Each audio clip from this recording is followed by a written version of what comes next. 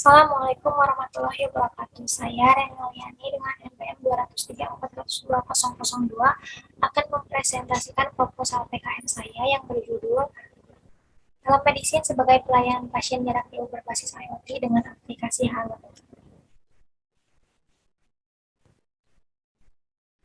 Identifikasi masalah kesehatan dan pelayanan pasien.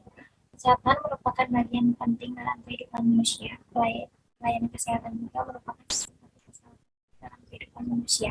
Salah satu sarana pelayanan kesehatan adalah rumah sakit. Tujuan utama dari pelayanan kesehatan adalah memelihara dan meningkatkan kesehatan, melakukan pencegahan, pemulihan, dan penyembuhan kesehatan perorangan, kelompok, keluarga, ataupun masyarakat.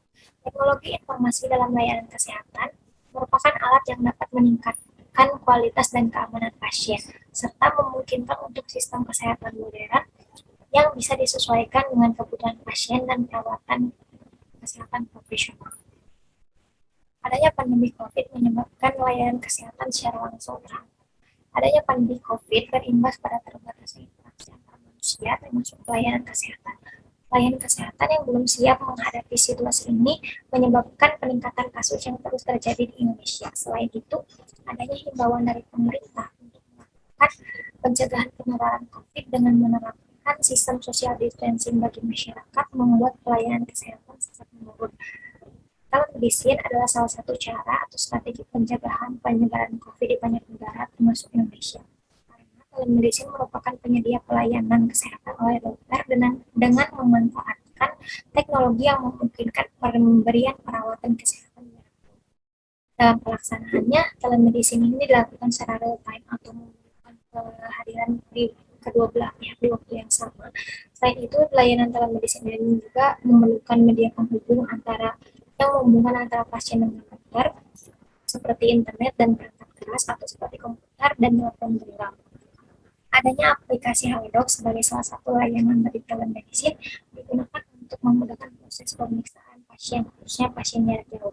Selain itu, ada Smart Health Device, adalah suatu cara untuk mengintegrasikan ide dari komputasi dan kecerdasan buatan yang dapat diterapkan untuk menjaga kesehatan dan kesejahteraan masyarakat dengan cara mengumpulkan sejumlah data dari sensor, misalnya data suhu tubuh, detak jantung, tekanan darah, kadar oksigen dalam darah, dan lain-lain yang ditanamkan dalam satu device khusus berbasis IoT.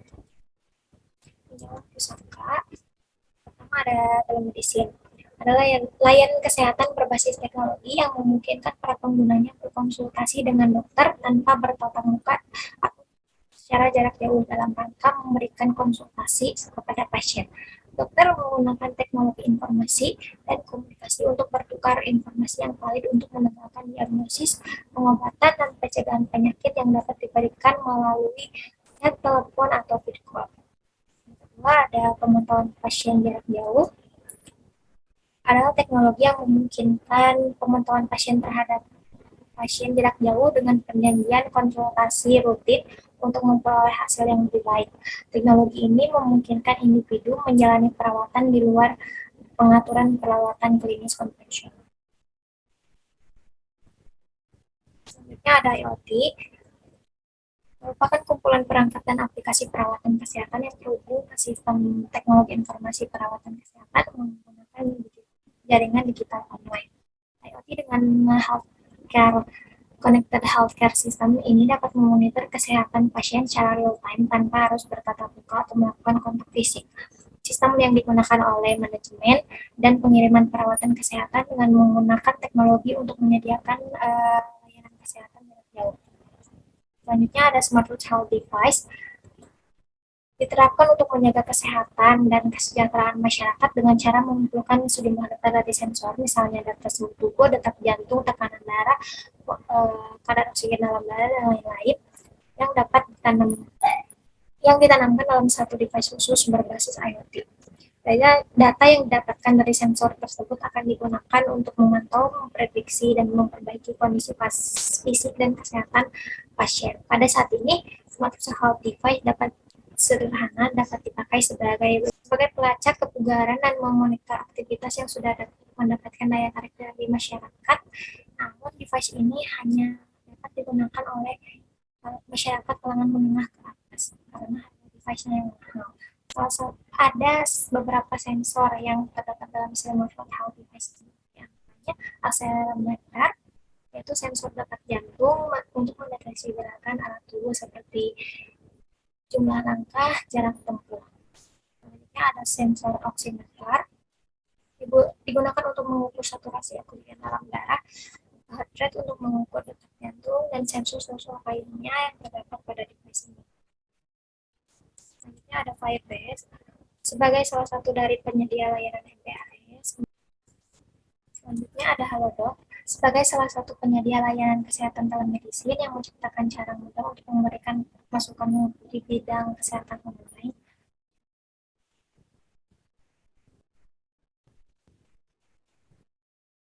Desain konsep hardware dipakai oleh pengguna, sensor smartwatch untuk mengumpulkan data pengguna, pengguna memakai smartwatch atau pengguna melakukan aktivitas. Kemudian sebelum itu Internet of Things menyambung ke aktivitas pengguna. Kemudian dari aktivitas tersebut dapat diperoleh data dari sensor. Data yang diterima dikirimkan oleh ke Firebase. Penerima data oleh Firebase adalah setiap adanya perubahan kadar oksigen, suhu tubuh, gerak pada pasien, detak jantung, dan lain-lain. Kemudian data dari Firebase ini diharapkan dapat terhubung dan terbaca pada aplikasi Halodoc di masa depan, di mana aplikasi tersebut kedepannya akan memberikan feedback berupa rujukan kesehatan dan resep obat, sehingga pasien dapat melakukan aktivitas atau tindakan lanjut dari hasil yang diperoleh. Ada beberapa manfaat yang bisa diperoleh jika smartwatch health device ini dapat terhubung pada aplikasi Halodoc di masa depan. Diantaranya akan mempermudah